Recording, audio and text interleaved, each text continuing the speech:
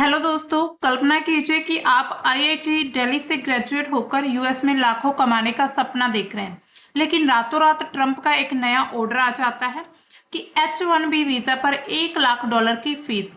अब ये सवाल है, क्या भारतीय जॉब मार्केट में हमें अपनी गोद में लेगा। अब देखिए, जो आईआईटी दिल्ली करके मतलब उसमें ग्रेजुएट होकर काफी बड़े लेवल पर सपने देखते हैं कि हम अमेरिका यूएस में जाएंगे, वहां पर अपनी जो भी उनकी मतलब कि जो भी उनकी स्किल्स हैं उनके बेसिस पर वो एक लग्जरी लाइफ को एंजॉय करेंगे। लेकिन अब जो ट्रंप के द्वारा फैसला लिया गया है वो काफी भारत का जो इस क्षेत्र जो आईआईटी क्षेत्र है उसको काफी हिलाकर रख देता है। तो अब देखिए, जॉब मार्केट अब भारत में क्या ऐसा जॉब मार्केट क्रिएट हो पाएगा जो अभी ट्रंप ने एक बहुत बड़ा एक प्रकार से चेंजेस किया है H1B वीजा में।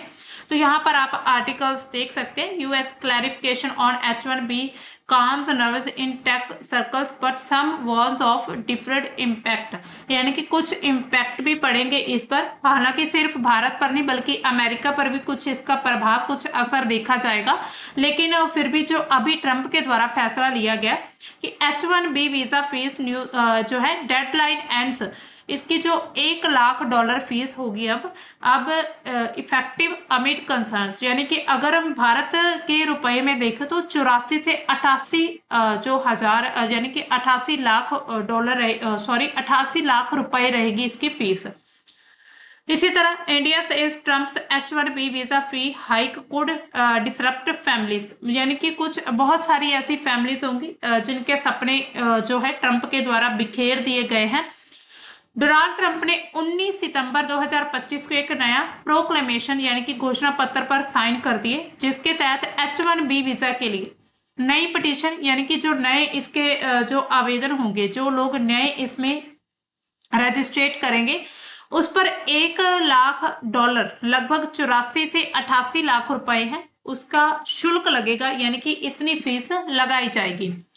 अब देखिए, जो ट्रंप भाई साहब है ये आए दिन कोई नए कदम उठाते रहते हैं, यानी कि इनको पता नहीं इनको क्या चाहिए। ये भारत के दुश्मन है, कहते सबसे प्यारे मित्र, यानी कि कहते तो ये है कि सबसे पक्के मित्र हैं भारत के, लेकिन फिर भी इनके द्वारा बहुत सारे ऐसे फैसले ले लिए जाते हैं, यानी कि या तो फिर ये जाने अनजाने में लेते हैं या फिर जानबूझकर ले लेते हैं कि भारत को कहीं ना कहीं बहुत सारी चुनौतियों का सामना करना पड़ता है। अब देखिए, H1B वीजा जो है इसको हम समझ लेते हैं आखिर ये क्या है।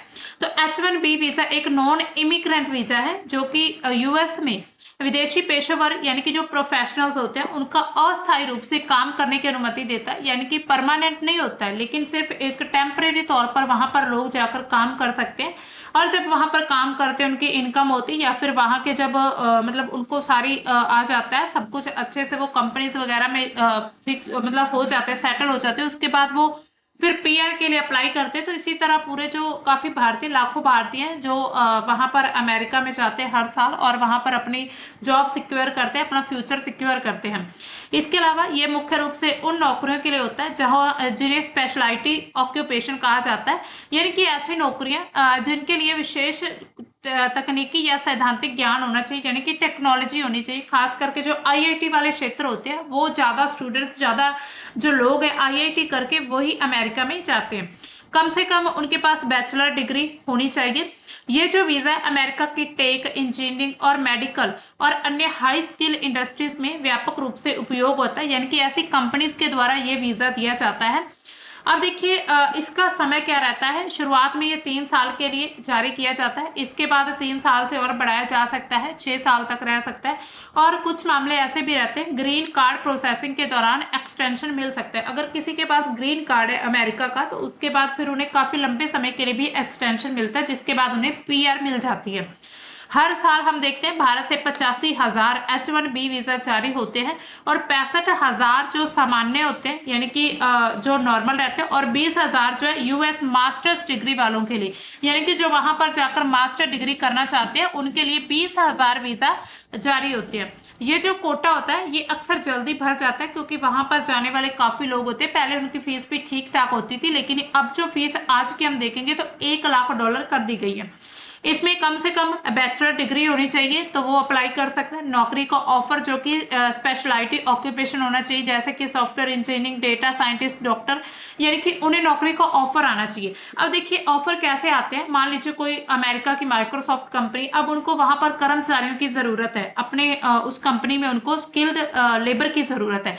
उन्होंने फिर यहाँ पर ऑफर देते हैं कि आप अमेरिका में अपनी इंटर्नशिप लगाइए, तो इसी तरह वो इसके मतलब उनके लिए ये एलिजिबिलिटी रहती है। जो नियोक्ता होता है उसको ये साबित करना होता है कि अमेरिकी वर्कर उपलब्ध नहीं है, मतलब उसको ऐसा होता है, यानी कि जो उसको ऑफर करता है या फिर जो उसे जॉब का ऑफर देता है, तो उसको ये होना चाहिए, वो पहले ये शो करता है कि अमेरिका में इतना स्किल्ड या फिर अमेरिकी वर्कर वहां पर अवेलेबल नहीं है, तो इसी वजह से वो किसी और कंट्री से ये लेबर जो है या फिर वर्कर है वो मंगवा रहे हैं। अब देखिए बदलाव आखिर क्यों किया जा रहा है, तो ट्रंप का क्या कहते हैं कि अमेरिकी श्रमिक जो है, यानी कि वहां पर जो अमेरिकी कर्मचारी हैं उनकी रक्षा करना है। उन्होंने कहा कि कई कंपनियां H-1B वीजा के जरिए विदेशी श्रमिकों को ला रही हैं, जबकि अमेरिकी कर्मचारियों की नौकरियां गंवा रही हैं। यानी कि वो ये कहते हैं कि बाहर से जब लोग आएंगे तो अमेरिका के जो लोग हैं, यहाँ पर जो श्रमिक है उनको नौकरियां नहीं मिल पा रही, यानी कि वहां पर बेरोजगारी जैसी स्थिति उनका कहना है बन चुकी है। एक आईटी फर्म को फाइनेंशियल ईयर 2025 में 1700 H-1B वर्कर्स के लिए मंजूरी मिली थी, तो ये एक डेटा दिया गया। लेकिन जुलाई में उसने ओरेगन में 2400 अमेरिकी कर्मचारियों की छंटनी की थी, यानी कि 2400 अमेरिकी कर्मचारियों को हटा दिया था।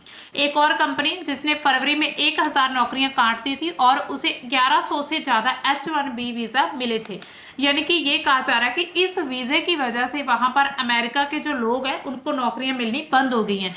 तो इन्होंने ये क्या कहा है कि राष्ट्रीय सुरक्षा के लिए खतरा है, तो इसी तरह इन्होंने चेंजेस कर दिया है इसमें। अब देखिए इसका असर क्या पड़ने वाला है। अब देखिए इसका असर अब सिर्फ एक क्षेत्र पर या फिर किसी एक देश पर इसका इफेक्ट नहीं पड़ेगा, अब सभी एरियाज में, सभी फील्ड में इसका असर देखा जाएगा। सबसे पहले तो कंपनियों पर क्या असर रहेगा कि 1 लाख का शुल्क पहले तो बहुत महंगा है, $1 लाख, आप खुद सोचिए 88 लाख रुपए है भारतीय रुपए में, जिससे जो छोटी कंपनियां हैं उसमें नए H-1B वर्कर्स को वो स्पॉन्सर नहीं कर पाएंगी, यानी कि वो उनको ऑफर नहीं दे पाएंगी, क्योंकि कंपनी स्पॉन्सर तभी करती है जब उनके द्वारा पूरा वीजा सिस्टम या फिर पूरा जब वो खुद के बिहाफ पर वहां पर बुलाती है, उनके साथ कॉन्ट्रैक्ट साइन होता है कि इतने साल के लिए आपने वहां पर काम करना है। इसके बाद बड़ी टेक कंपनियां जिसमें गूगल, अमेजन, ये चुनिंदा रूप से स्पॉन्सरशिप करेंगी, यानी कि अब ये हर किसी को स्पॉन्सर नहीं कर पाएंगी, क्योंकि इतनी ज्यादा फीस दे पाना हर किसी के लिए संभव नहीं हो सकता है। जिनको ये स्पॉन्सर करेंगी वो आगे उसको इतनी नॉलेज हो ना हो, या फिर वो इतना अच्छे से अपनी स्किल्स को इम्प्रूव कर पाए ना कर पाए, तो इसी तरह क्या होगा कि लागत बढ़ जाएगी और डील्स जो रहेंगी वो काफी ज्यादा इफेक्ट रह सकती हैं इसमें। हम देखते हैं कि अमेरिका की जो बड़ी बड़ी कंपनियां, अमेजोन है, जो एक सबसे बड़ी कंपनी है, गूगल है, मेटा, ये जो भी जितनी भी बड़ी बड़ी कंपनी, इन सभी पर असर पड़ने वाला है। अब देखिए वर्कर्स पर क्या प्रभाव देखा जाएगा। विदेश में H-1B वीजा के जितने भी वहां पर उम्मीदवार कैंडिडेट है उनमें काफी ज्यादा मतलब पैनिक होना शुरू हो गया है, और कई लोग 21 सितंबर से पहले अमेरिका पहुंचने की कोशिश भी कर रहे हैं कि हम 21 सितंबर से पहले पहले अमेरिका किसी तरह पहुंच जाए। खास करके भारत और चीन से जो आने वाले वर्कर्स है वो ज्यादा इफेक्ट होंगे, क्योंकि H-1 का जो बड़ा हिस्सा है वो इन्हीं देशों से जाता है। इसके अलावा जो अभी वो मतलब वीजा जिनके पास ये H-1B वीजा है वो सुरक्षित है, लेकिन जो नए अब इसके लिए अप्लाई करेंगे या नई स्पॉन्सरशिप मिलेगी उन पर ये चीजें लागू होंगी, यानी कि उनको फीस ज्यादा देनी पड़ेगी। अब देखिए इंडस्ट्री पर क्या असर पड़ेगा। सबसे पहले तो भारतीय का जो आईटी सेक्टर उसका प्ले बुक पूरी तरह से ही बदल जाएगा।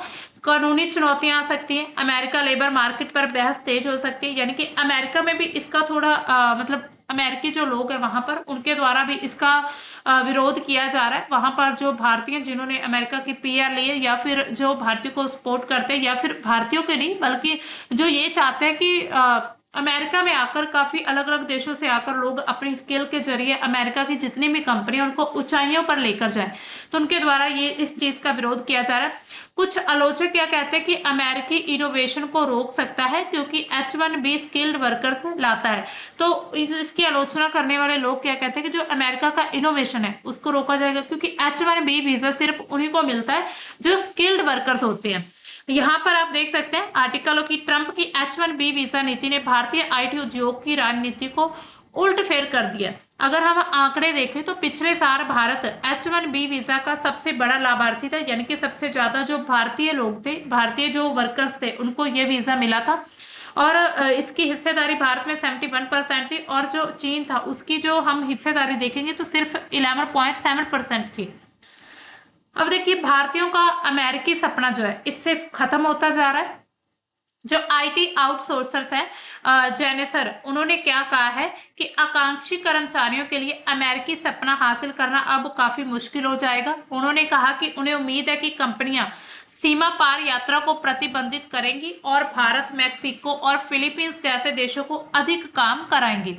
यानी कि अब जो ऐसी यानी कि जो एक जगह से, यानी कि एक कंट्री से दूसरी जगह जाना, जो इमिग्रेंट वगैरह होते हैं, तो मतलब इस चीज को अब ये प्रतिबंधित कर सकती है। अब देखिए जो कंपनी के द्वारा स्पॉन्सर कर पाना, हर किसी को स्पॉन्सर कर पाना बहुत मुश्किल रहेगा। अब देखिए अब तक वीजा को लेकर क्या क्या बदलाव हुए हैं जो ट्रंप के द्वारा किए गए हैं। 2017-18 में H1B जो है डिनायल रेट बढ़ाकर इसे 15% हो गया था, पहले 2% से कम था। इसके अलावा प्रोसेसिंग टाइम धीमा किया गया है, जिससे वेटिंग जो है वो बढ़ जाती है, यानी कि प्रोसेसिंग का पूरा जो प्रोसेस का टाइम है वो थोड़ा धीमा कर दिया है, यानी कि पहले इंस्टेंट हो जाता था, अब थोड़ा धीरे होता है। 2019 में फिर चेंजेस हुए। H1B जो रिन्यूअल था उस पर ज्यादा स्क्रूटनी, जिससे कंपनियों को साबित करना पड़ा कि अमेरिकी वर्कर्स को प्राथमिकता दे रही है, यानी कि अमेरिका के जो वर्कर्स हैं उनको प्रायोरिटी मिलेगी। इससे साबित करने के लिए भी ये चेंजेस किए गए थे। 2020 में कोविड के नाम पर H1B L1 वीजा जैसे सस्पेंड कर दी गई थी और दिसंबर 2020 तक इनको लागू रखा था। इसके अलावा अमेरिकी वर्कर्स की जगह विदेशियों को नौकरी ना देने का भी तर्क दिया गया था। इसके अलावा 2021 के बाद बाइडेन जो प्रशासन था उसने कुछ ढील दे दी थी, डिनायल रेट 2% पर लौटा दिया था। 2025 में अब जो बताया जा रहा है कि 100 के मतलब 100,000 जो फीस है, डॉलर फीस वाला बदलाव किया गया। कुल मिलाकर जो ट्रंप की नीतियां H1B को अमेरिकी जॉब्स प्रोटेक्शन से जोड़ रही हैं। तो यानी कि उन्होंने इसी नाम पर कहा है कि हम मतलब अमेरिका की जो जॉब है वहां के लोगों को जॉब का खतरा है, तो इसी वजह से हम जो है ऐसे बदलाव किए जा रहे हैं। लेकिन अगर हम थोड़ा गहराई से सोचें, क्या ये बदलाव सिर्फ मतलब ये सभी चीजें भारत, चीन जैसे देशों पर ही लागू होती है, किसी और कंट्रीज पर नहीं? अब आप खुद सोचिए, जब टैरिफ लगा तो वो भी भारत पर 50% लगा, हालांकि चीन पर भी वो कम था। तो 50% जो टैरिफ लगाया गया था ट्रंप के द्वारा, तो ये भारतीयों को मतलब क्या दिखाने के लिए लाया गया था कि वो एक बहुत अच्छे मित्र हैं भारत के, या फिर सबसे बड़े दुश्मन है भारत के? तो इसमें अगर हम देखें कि ट्रंप की जो पिछली इमिग्रेशन नीतियां क्या रही हैं, सबसे पहले तो म्यूजिलम जो ट्रैवल बैन लगाया गया था, यानी कि 7 मुस्लिम जो मेजोरिटी देश थे, Iran, Libya, Somalia, Sudan, Syria, Yemen, Venezuela, तो इन सभी से जितने भी यात्री आते थे, इमिग्रेंट्स, रिफ्यूजी, उन पर बैन कर दिया गया था। और बाद में फिर 13 देशों तक इसको बढ़ा दिया था।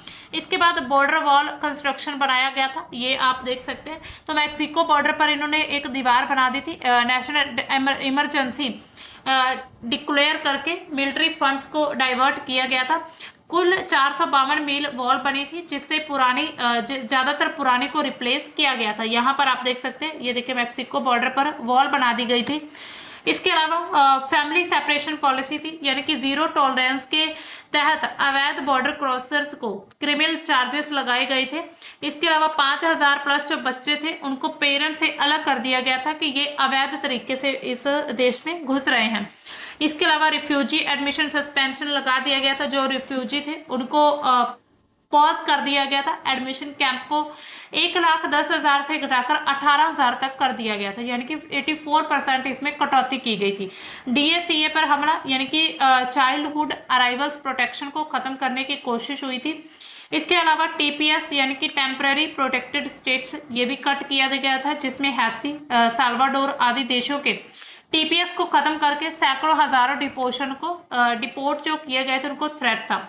अब देखिए जो ये ट्रंप है, इन्होंने ऐसी नीतियां शुरू से ही रखी हैं कि ये अब सबसे पहले अमेरिका फर्स्ट की नीति को यूज करते हैं कि सिर्फ अपने बारे में पहले सोचते हैं। H1B और वर्क वीजा में सख्ती कर दी गई थी और 2% से 15% तक इन्होंने डिनायल रेट बढ़ा दिया था।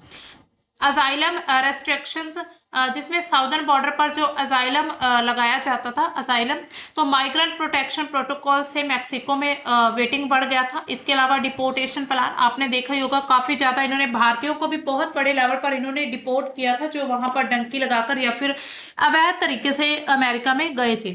तो इसी तरह इन्होंने समय समय पर भारत के साथ अपनी दुश्मनी को दिखाया, हालांकि ये कहते अपनी दोस्ती है। अब देखिए किसके लिए ये महत्वपूर्ण वीजा जो है महत्वपूर्ण रह सकता है। अब ऐसा है, ये जो वीजा है अब सभी के लिए तो इतना इंपॉर्टेंट नहीं रह पाएगा। सबसे पहले तो हाई नेट जो वर्थ प्रोफेशनल्स है, सीनियर रोल्स है, उनके लिए जिनकी फीस बड़े दिग्गज कंपनी जिसमें गूगल, माइक्रोसॉफ्ट, अमेजन के लिए, इन सभी में निवेश करने योग्य हो सकती है, जहां पर कर्मचारी का मूल्य इस लागत से कहीं अधिक होना चाहिए। यानी कि अब जो वर्कर को ये स्पॉन्सर करेंगे या फिर कर्मचारी को बुलाएंगे, उनकी वैल्यू इस $1 लाख से ज्यादा होनी चाहिए। तो द हिंदू की रिपोर्ट क्या कहती है, ऐसी भूमिकाएं जहां पर अनुभव और विशेषता अपरिहार्य है, वहां पर कंपनियां फीस वहन कर सकती है। जहां पर बहुत अनुभव बहुत ज्यादा है और वहां के जो एक्सपर्ट है वो काफी इंपॉर्टेंट है, तो वहीं पर ये कंपनियां जो उनको स्पॉन्सर करेंगी। नई टेक्नोलॉजी रिसर्च सेक्टर्स, अमेरिका का जो जो इनोवेशन है उस पर निर्भर है, वहां की टैलेंट की कमी है। नस्कॉम की जो चेतावनी के बावजूद ये नीति जो है इनोवेशन को नुकसान पहुंचा सकती है। कंपनियों को इन नई नीतियों को तकनीक जो टेक्नोलॉजी उसमें ग्लोबल टैलेंट को प्राथमिकता दे सकती है। यानी कि अब पूरी तरह से ग्लोबल टैलेंट जो उसको प्रायोरिटी दी जाएगी। जैसे कि नविद्या, इंटेल, सेमीकंडक्टर जो कंपनियां हैं उसको स्पेशलाइज्ड इंजीनियर चाहिए होते हैं। तो अब सिर्फ जो काफी ज्यादा हम कह सकते हैं काफी ज्यादा एक्सपीरियंस्ड होंगे, काफी नॉलेज होगी, जिनको जो स्किल्ड लेबर होगी, अब सिर्फ उन वर्कर्स को ही इसमें शामिल किया जाएगा, ये वीजा दिया जाएगा। अमेरिकी कंपनियों के लिए रणनीतिक भूमिकाएं। अब देखिए फाइनेंशियल जो एक्सप्रेस है उसकी रिपोर्ट के अकॉर्डिंग क्या कहा गया है कि कुछ कंपनियां H1B वीजा का उपयोग उन रोल्स के लिए करेंगी जो अमेरिका में ऑन साइट मौजूदगी मांगते हैं, खास करके डील मेकिंग या फिर क्लाइंट फेसिंग प्रोजेक्ट्स में। यानी कि जब अब देखिए कुछ ऐसा कह रहे हैं कि अब डील्स में भी इस वीजा का यूज हो सकता है। भारतीय कंपनी जिसमें TCS, इन्फोसिस के लिए लागत ज्यादा हो सकती है, लेकिन गोल्डमैन सैक्स जैसी फर्म चुनिंदा रोल्स के लिए ये फीस दे सकती हैं। अब देखिए इसमें एक ये भी एक पहलू देखा जा सकता है कि अमेरिका के द्वारा अब बहुत ही ज्यादा एक्सपर्ट्स या स्किल्ड लेबर को यानी कि उनको चूज करने की अब उनको यानी कि वो चूज कर रहे हैं। तो इसी वजह से मतलब कि उनकी छंटनी की जा रही कि कौन कितना ज्यादा स्किल्ड है। यहाँ पर आप देख सकते हैं जो टाटा जो TCS है, टाटा कंसल्टेंसी सर्विसेज या फिर इन्फोसिस, तो इनके लिए ये लागत थोड़ी महंगी हो सकती है। इसके अलावा जो GCC है, जो मतलब ग्लोबल लेवल पर जो इनका विकास हुआ है, इसको गति को तेज करने के लिए एक AI अधिकारी है, मुख्य AI अधिकारी स्टीवन हॉल अमेरिका के, उन्होंने कहा है कि समय क्षेत्र की निकटता कनाडा, मैक्सिको, लैटिन अमेरिका में GCC और संसाधनों को गति प्रदान करेगी जहां पर प्रतिभा स्थिर है और लागत लाभ बना हुआ है।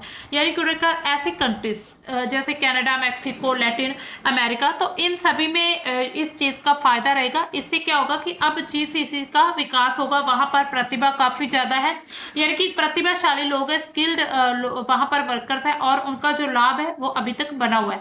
भारत में जो GCC है वो भी व्यापक क्षमताओं पर कौशल के साथ बढ़ते रहेंगे, क्योंकि उद्यम अपनी रणनीति भूमिकाओं भारत की ओर स्थानांतरित कर रहे हैं।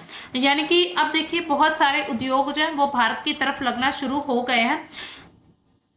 अब देखिए नेस्कॉम जिनोव की रिपोर्ट क्या कहती है कि भारत जो अभी वर्तमान में विश्व के आधे से ज्यादा GCC का घर है, यानी कि यहाँ पर 2030 तक 2200 से अधिक कंपनियां आने का अनुमान लगाया जा रहा है। यानी कि बहुत बड़ा मार्केट है भारत में, तो जिसका बाजार आकार लगभग 100 से भी ज्यादा हम मतलब $100 बिलियन होगा तथा 2.8 मिलियन नौकरियां वहां पर पैदा हो सकती हैं। तो ऐसे मतलब कि काफी ज्यादा हम मान सकते हैं कि ये मतलब कि इसमें ये भी है कि भारत का जो 2030 तक बहुत बड़ा मार्केट बनने की संभावना है IIT के क्षेत्र में। अब एक सवाल ये उठता है कि IIT दिल्ली यहाँ का माहौल कैसा है। तो यहाँ के जो भी विद्यार्थी हैं जो भी वहां पर मतलब कि स्टूडेंट्स हैं जिनको थोड़ी उम्मीद थी कि वहां पर जाकर अपना वो फ्यूचर सेट करेंगे, अब वहां पर थोड़ा डर का माहौल बना हुआ है। और मतलब एक जो द प्रिंट है, जो एक उसकी रिपोर्ट, उसके अकॉर्डिंग उन्होंने स्टूडेंट से कहा कि क्या अब स्टूडेंट्स जो है उनसे पूछ रहे हैं कि क्या अब जो इंडियन जॉब मार्केट है उनको स्वीकार कर लेगा। तो एक फाइनल ईयर स्टूडेंट्स ने कहा कि यूएस का सपना जो उसका टूट चुका है, अब क्या होगा, टीसीएस या इन्फोसिस में 10 या 15 लाख का पैकेज मिलेगा। तो इसी तरह उन्होंने कहा कि हमारा टैलेंट अब कहाँ जाएगा, यानी कि इतने बड़े लेवल पर ये बदलाव किया गया है। अब ये बदलाव तो देखिए, ट्रम्प ये कह रहा है कि जो अमेरिका के जो लोग हैं उनकी जो भी श्रमिक की जो भी उनकी क्षमता है उसको वो कम हो रही थी, यानी कि अमेरिका के लोगों को ही कंपनियों से निकाला जा रहा था, उनको काम नहीं दिया जा रहा था। तो इसी वजह से उन्होंने अब दूसरे देशों के लोगों के लिए इस वीज़ा को इतना महंगा कर दिया कि अब जो स्टूडेंट अमेरिका का सपना देखता है कि आईआईटी करके अब वहां पर जाएंगे, सेटल होंगे। अब देखिए, इससे सवाल ये भी उठता है, क्या भारत में अब आईआईटी सेक्टर का जो रुझान है वो कम हो जाएगा? क्या भारत में अब जितने भी आईआईटी कॉलेज यूनिवर्सिटीज़ हैं उनमें जो भी एडमिशन्स वगैरह या फिर बच्चों की वहाँ पर जो भी एजुकेशन है वो कम हो जाएगी, यानी कि बच्चों के द्वारा वहाँ अब अपना जो पूरा एक फील्ड या फिर स्कोप अब आईआईटी से हटकर स्कोप किस तरफ हो जाएगा? तो ये काफी मन में सवाल उठते हैं। तो दोस्तों, ट्रंप का ये कदम आईआईटी दिल्ली को हिला दिया, लेकिन शायद ये इंडिया के लिए एक नया चैप्टर भी हो सकता है। या तो जॉब मार्केट उनको भारत की जॉब मार्केट आईआईटी जितने भी स्टूडेंट्स हैं उनको अपने में मतलब समाहित कर लेगी, तो या फिर पूरी तरह से जो आईआईटी सेक्टर से हटकर जो एस्पिरेंट्स हैं, जो भी जितने भी वर्कर्स हैं वो किसी और क्षेत्र में जा सकते हैं। लेकिन जिन्होंने आईआईटी जो अभी कर रहे हैं तो उनके लिए ये काफ़ी ज़्यादा डर का माहौल बना हुआ है कि अब वो अपना फ्यूचर कहाँ पर सिक्योर करेंगे। अगर आपको ये वीडियो पसंद आई हो तो आप लाइक करिए, शेयर करिएगा और कमेंट सेक्शन में अपनी राय ज़रूर बताइएगा। क्या अब जो भारत में आईआईटी सेक्टर का रुझान खत्म हो जाएगा, या फिर जितने भी जहां पर स्किल्ड वर्कर्स हैं या फिर जितने भी स्टूडेंट्स हैं उनके टैलेंट को भारत का जो एक मार्केट है वो अपने में समा लेगा?